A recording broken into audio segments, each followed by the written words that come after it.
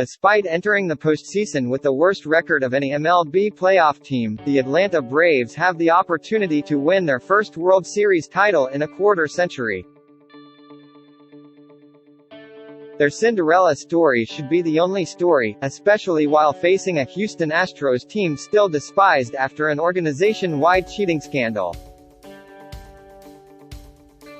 Yet that's not the only story, and it's not easy to get behind the Braves precisely because they are called the Braves. Making matters worse, they've allowed and even encouraged fans to chant and chop during the 2021 season, perpetuating racist stereotypes in the process. At home games, the team has been using digital tomahawk chop visuals accompanied with a drum beat during big moments. First used in the early 1990s, the chop has drawn increased scrutiny as sensibilities have changed and awareness has increased over time. The organizational indifference flies in the face of the trend of organizations like the Washington Football Team, Edmonton Elks and Cleveland Guardians changing their team names. As the World Series moves to Atlanta for Game 3, the platform of the playoffs amplifies a conversation that's been building in Atlanta for some time. During Atlanta's 2019 National League Division Series against the St. Louis Cardinals, Ryan Helsley, a Cardinals relief pitcher, and a member of the Cherokee Nation, referred to the chop and chant as disrespectful. I think it's a misrepresentation of the Cherokee people or Native Americans in general. Just depicts them in this kind of caveman-type people way who aren't intellectual, he told the St. Louis Post-Dispatch at the time. It's not me being offended by the whole mascot thing. It's not, it's about the misconception of us, the Native Americans, and it devalues us and how we're perceived in that way or used as mascots. On the eve of the World Series, MLB Commissioner Rob Manfred weighed in. It's important to understand that we have 30 markets around the country. They're not all the same, he said. The Braves have done a phenomenal job with the Native American community. The Native American community in that region is wholly supportive of the Braves program, including the chop. And for me that's kind of the end of the story. In that market, taking into account the Native American community, it works. His assertion that the community is wholly supportive of the chop is unsubstantiated, however. That's just so stereotypical, like old-school Hollywood, Eastern Band principal Chief Richard Sneed told the Atlanta Journal-Constitution in 2019. Let's move on, find something else. In Atlanta, they've made some changes around the margins. The team replaced "Chop On" as a marketing slogan with "For the A" and removed a large wooden "Chop On" sign from the stadium last year. There is a Cherokee exhibit at Truist Park and the team sells a T-shirt that reads "Ballplayer" in Cherokee, with the proceeds going towards the Cherokee Indian Speakers Council and the New Kidua Academy. Last year an in-depth report by the AJC found that within the Native American community, there are varied opinions on the team name and associated imagery. Some groups called for the team to change its name and end the use of the chop. Others had an issue with the chop but not a name, some weren't offended at all. When Games 3, 4 and 5 of the best-of-7 World Series come around this weekend, the conversation around the proceedings at Truist Park will be about much more than baseball. And that's not just because Donald Trump will be in attendance as a VIP guest. So, we asked those from the very diverse indigenous communities to weigh in on what's no longer acceptable and what the best way forward might be. Stacy Lawform is the Gama chief of the Mississaugas of the Credit First Nation and has been dealing with the same issue with the Mississauga Blackhawks of the Greater Toronto Hockey League. Jennifer Adese, Métis, is a Canada Research Chair and Associate Professor at University of Toronto, Mississauga.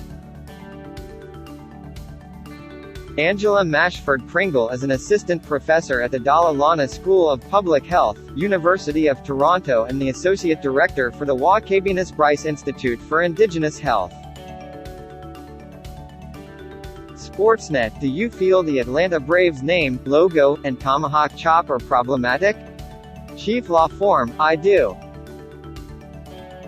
Harmful stereotypes such as the tomahawk chop have no place in sports. Sports are supposed to be something that brings us together, that we are to enjoy. These conversations about names, logos, and fan traditions are far overdue, but I am glad they are finally happening, and we are starting to see some change.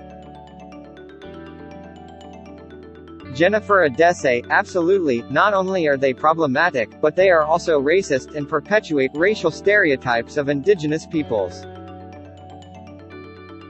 I am surprised in 2021 we still need to have this conversation. If other franchises have figured it out, they need to too. Angela Mashford Pringle, there are many problematic sports teams' names. The history of the Atlanta area for Cherokee peoples starts with the murders and the pushing of communities far from the area. The Georgia senator in the 1800s was determined to rid the territory of indigenous peoples by any means necessary. This is part of what led to the Trail of Tears in 1838, where thousands of Cherokee peoples were forced on foot without a chance to bring any belongings to march across the country to Oklahoma in the winter.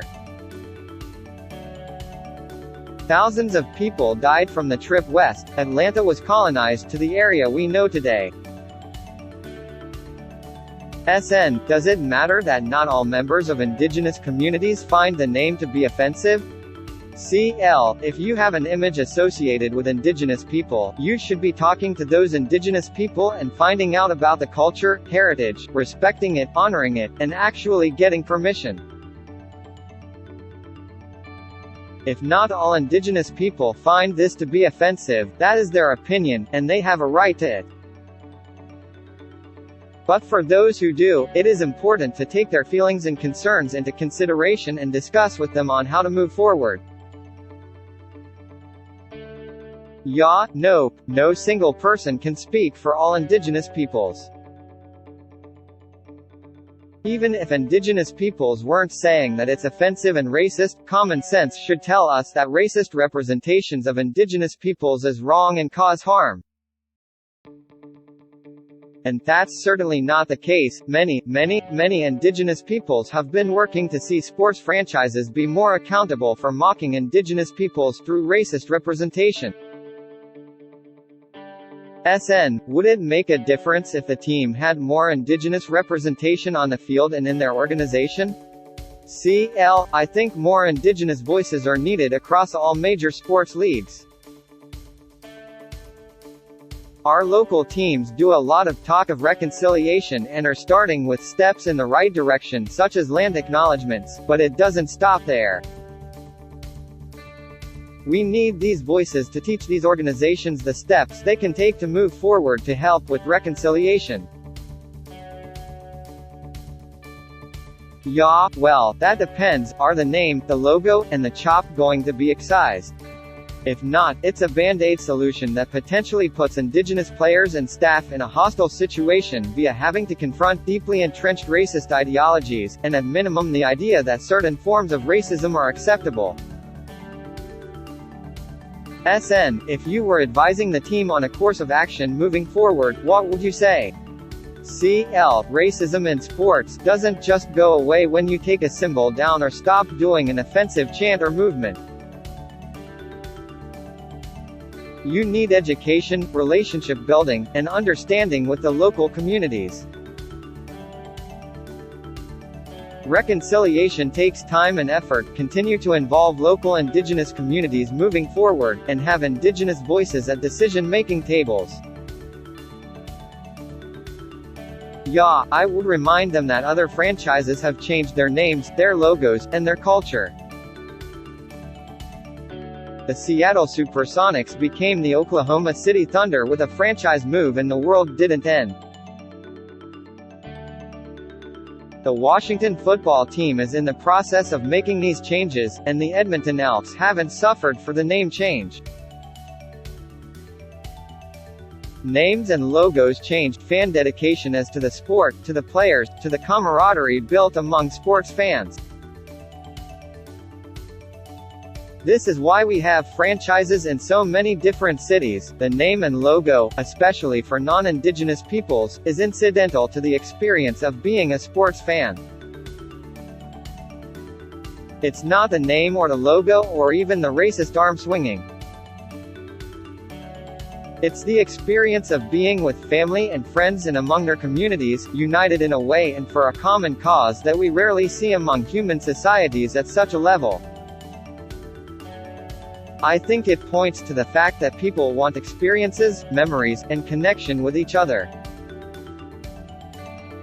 With community engagement and digging deep to think about what truly represents Atlanta and Atlanteans in the present, this could lead to a profound change that also demonstrates respect for Indigenous peoples. Had it never been racist and contributed to such racist stereotyping, fans wouldn't have known the difference. But it exists, and there is a moral and ethical imperative for the franchise to change and to be accountable to all. While Canada still has a way to go to learn the history of Indigenous peoples, there seems to be a larger lack of knowledge about Indigenous peoples in the United States. The Atlanta organization should even take cultural safety training, which entails self-reflection, understanding their power, privilege and position, and active listening. Then they can understand the horrific history of the Cherokee in Atlanta and how using Braves or the tomahawk chop are offensive and demeaning, especially when used in a sporting event.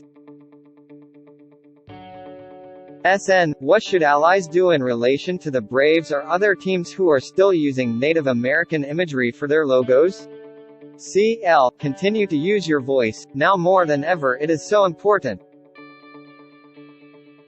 We have seen with the Washington football team, the Cleveland baseball team, the Edmonton Elks, that the change of harmful stereotypes in sports is possible. We've seen that the pressure applied through the mobilization of people on social media makes a difference.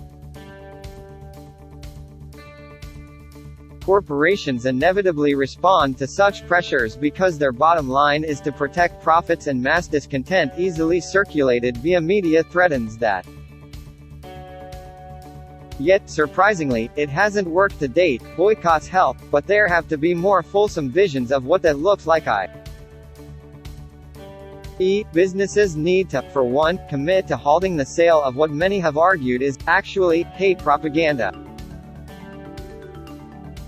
For allies, keep advocating. Tell sponsors like FedEx or Nike that it's an appropriate part of everyone's power as their purchasing power. Talk with your money. Don't buy team merchandise. Don't buy the sponsor's goods or services. Speak up and tell the owners of the teams that this is inappropriate, and you want change. It will always make some angry, but it is where we are in 2021. How important is education through sport? It's very important. Organizations and athletes are given a large platform, and it is important to use that platform to stand for something larger than the game itself. Sports is not just about winning and losing. With sports you have the ability to make a difference. They have the opportunity to influence the next generation, and with that comes responsibility. By continuing to put Indigenous people in the place of mascots and logos, you are further taking our current success, struggles, and lives out of context, and keeping us in the past. And as much as sports are rooted in individualism and competition, they are also often about teamwork and community building with other athletes. But being a good sport means making sure we're all playing on a level field. Racist representations undermine these foundational core ideals of sports and athleticism. Watching the Montreal Canadiens put a land acknowledgement up recently shows respect and an understanding that we are all treaty peoples who need to be environmental stewards of Turtle Island.